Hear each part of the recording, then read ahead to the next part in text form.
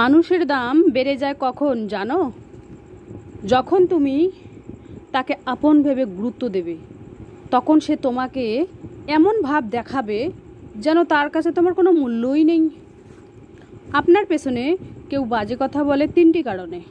1 নম্বর, যখন তারা আপনার অবস্থায় পৌঁছাতে পারে না। 2 নম্বর, আপনার যা আছে তাদের সেইগুলো নেই। 3 নম্বর, তারা আপনার মতো হতে চায় কিন্তু পারে না। পরের ছেলে যখন নিজের মেয়ের কথা শোনে তখন গর্বে মায়ের বুক ভরে যায়, আর নিজের ছেলে যখন বউর কথা শোনে তখন আর সহ্য করা হয় না। তখন ছেলে অমানুষ আর বউমা ভালো না। পরিষ্কার পরিচ্ছন্নভাবে কাজ করি বলে এতটা পরিপাটি টিপটপ আর গোছানো আমার সংসার। গ্রামের এক গৃহিণীর গোছানো সংসার, এই ভিডিওটা আজকে তোমাদের কাছে আমি শেয়ার করব। আর আমার ভিডিও কিন্তু প্রত্যেক দিন বিকাল 4টায় আসছে।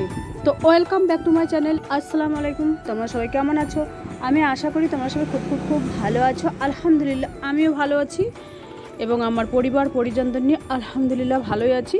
আর আমার প্রাণ প্রিয় কলিজা আপু ভাইয়ারা তোমরা সবাই কেমন আছো একটু কমেন্ট বক্সে লিখে দিও।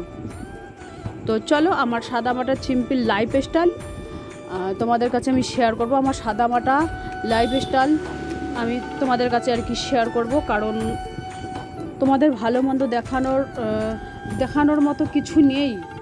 মানে যতটুকুই আমি তোমাদের দেখানোর চেষ্টা করি, মানে মধ্যবিত্ত বা নিম্ন মধ্যবিত্ত পরিবারের হিসাবে ততটুকুই আর কি। এর থেকে বেশি দামি ফার্নিচার, দামি আসবাবপত্র তো আমার বাসায় নেই।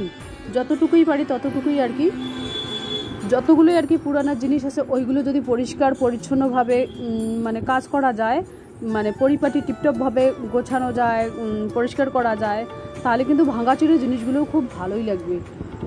আর গ্রামের গৃহিণীরা কিন্তু সবসময় নিজেকে ম্যানেজ করে নেয়। একবেলা যদি সবজি বাসায় নাও থাকে, বাজারের সবজি যদি নাও থাকে, কিন্তু একবেলা হলেও গ্রামের গৃহিণীরা ম্যানেজ করে রান্না করতে পারে। যেরকম আমার বাড়ির পেছনে সামনে দুধকচুর গাছ আছে, কিন্তু ওইগুলোর থেকে কিন্তু সবুজ শাকসবজি তো প্রত্যেক দিনই খেতে হয়। আর বাজারে যা সবজির দাম, একেবারে মাথায় হাত সবজির দাম শুধু। তো কি বলবো, আর সেই জন্য ভাবছি যে বাজারের সবজি তো এতটা বর্তমান ভালোই লাগে না। কারণ আর আমি কিন্তু ভিডিওটা এডিট করতেছি দোকানের মধ্যে, ওই জন্য গাড়ি টাড়ির শব্দ শুনতে পাচ্ছেন তোমরা।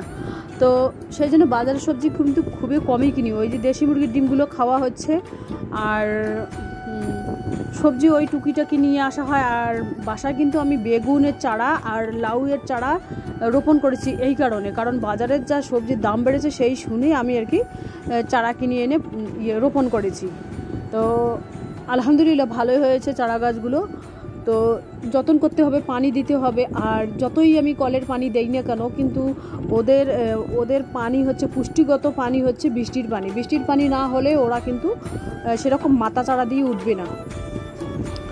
তো চলো, মানে তোমাদের সাথে গল্প করতে করতে কোথাকার ভিডিও কোথায় চলে আসলো আমি নিজেই বলতে পারি না। তো এই দেখুন ঘর গোছানো, মানে আজকে যা গরম পড়েছে, কালকে ছিল 47 ডিগ্রি, আজকে হচ্ছে 48 ডিগ্রি। সবার মুখে ও বাবা রে কি গরম, ও মা রে কি গরম, এরকম পরিস্থিতি সবার মুখে মুখে। কারণ লাস্ট গরম তো, সেই জন্যই এত কিন্তু হচ্ছে আর কি। একটু ঘুমোচ্ছি, ঘুমও আসে না, এরকম গরম। তো ভাবলাম যে ভাবছি যে না, আজকে ভিডিওই করব না। তারপরে ভাবলাম যে না, ভিডিও তো করতেই হবে, কারণ আমার যেহেতু ডেইলি লাইফস্টাইল, ডেইলি ব্লগ, সেই জন্য আমাকে ডেইলি তো করতেই হবে, তাই না?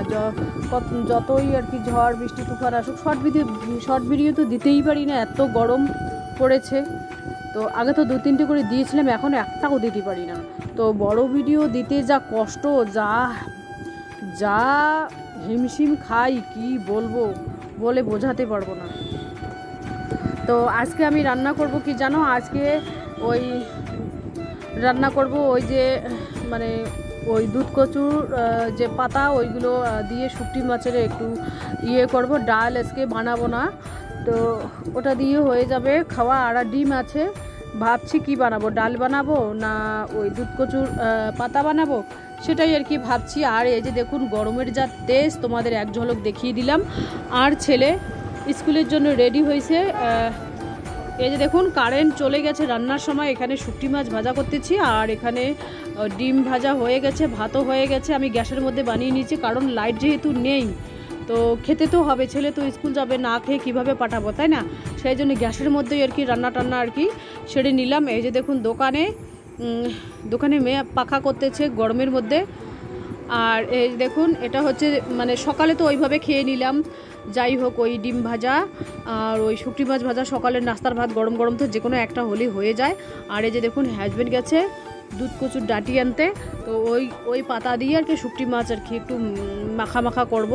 আর মেহমান এসেছিল আমার জায়ের মেয়ের হাজব্যান্ড এসেছিল, মানে আমার জামাই এসেছিল দাওয়াত করতে আমাদের। তো সানডের দিন আর কি দাওয়াত দিল, মানে আমার জামাইয়ের আব্বা যে মারা গিয়েছিল তার আর কি মিলাদ হবে আর কি ওখানে। তো যেতেই হবে, সানডের দিনে যেতেই হবে আর কি, যেহেতু দাওয়াত করেছে যেতেই হবে। এই যে দেখুন কচুর ডাঁটিগুলো, আর যা এই গরম পড়েছে, এই যে রোদের ঝলকটাও তোমাদের দেখিয়ে দিচ্ছি। আর এই যে 2-3টে কচুর পাতা বাঁচলো, আর মুরগিদের খাবার দিতে যাব। এটা হচ্ছে আর কি মানে বিকাল টাইমে। এই যে একটাই চিচিঙ্গা হয়েছে, আর কোনো চিচিঙ্গা নেই, একটাই হয়েছে। তো মুরগিদের খাবার দেবো, কবিতাদের তোমাদের এক ঝলক দেখিয়ে দেবো, মুরগিদের এক ঝলক দেখিয়ে দেবো। ওদের না দেখালে আমার পেটের আবার ভাত হজম হয় না, ওদের দেখাতেই হবে, তাই না? তো এবার আমি আর কি ওই চারা গাছে পানি দেবো। ওই যে আমার যে লাউয়ের গাছ একেবারে টোনোমনো হয়েছে, ওই বৃষ্টির পানি না হলে ওরা মাথা চারা দেবে না। এই যে দেখুন খুব টোনোমনো হয়েছে লাউয়ের চারা। আর এই যে বেগুনের চারাগুলো তোমাদের এক ঝলক দেখিয়ে দিলাম। আর এবার আমি মুরগিদের আর কি খাবার দিয়ে আর কি ভেতরের দরজাটা বন্ধ করে দিয়ে উপরে চলে আসলাম। এই যে দেখুন এখানে শুটকি মাছ দিয়ে কচুর পাতা রান্না হচ্ছে। মানে বাড়ির যে স্বাদ ছাড়া যে সবজিগুলো হয় না, ওইগুলো কিন্তু শরীরের পক্ষে খুবই উপকার। ছেলে কিন্তু সকালবেলায় খেতে পারিনি, তো দুপুরেও খেতে পারিনি কারণ আমি ঘুমিয়েছিলাম। এই দেখুন হাজব্যান্ড আর কি গরমের মধ্যে করতেছে, মানে হাঁপাই করতেছে। আর এটা হচ্ছে আর কি সন্ধ্যার টাইম, তো আমি আর কি চা বানিয়ে নিয়ে আসলাম। তো চা বানালাম মেয়ের জন্য 1 কাপ, আমার জন্য, মানে ছেলেকে ডাকলাম চা খাওয়ার জন্য। ও আসলো না, তো আমরা 3 জনেই আর কি চা খাবো। তো নিয়ে আসলাম আর কি দোকানে আর কি। গরমের মধ্যে হোক ঠান্ডার মধ্যে হোক 1 কাপ করে চা খেলে না শরীর একেবারে চনমনে হয়ে ওঠে, চাঙ্গা হয়ে ওঠে।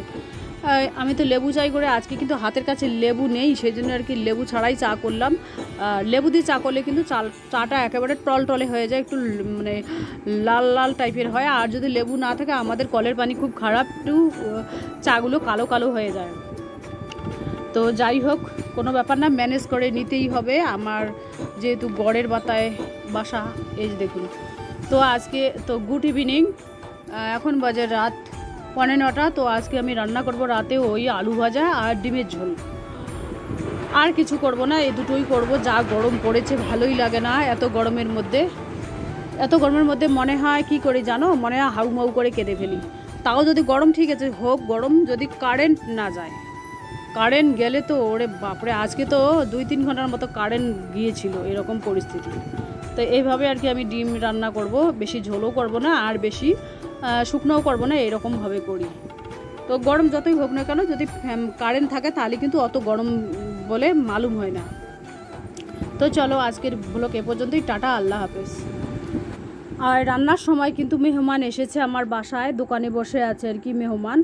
তো দোকান কিন্তু আমাদের আর কি বন্ধ হয় 10টা, 10:30, ছেলের আব্বা যখন বাসায় থাকে না, তো এরকম টাইমে আর কি।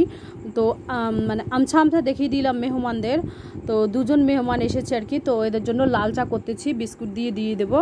তো আমরা তো সন্ধ্যার সময় খেয়ে নিয়েছি চা, তো আরও একবার করে ওরা আসলো, তো ভাবলাম যে আরও একবার করে খাওয়া হবে। তো ছেলে ডাল নিয়ে এসেছে ওখানে, মুসুর ডাল, যেহেতু আমরা সবসময় মুসুর ডাল খাই আর কি।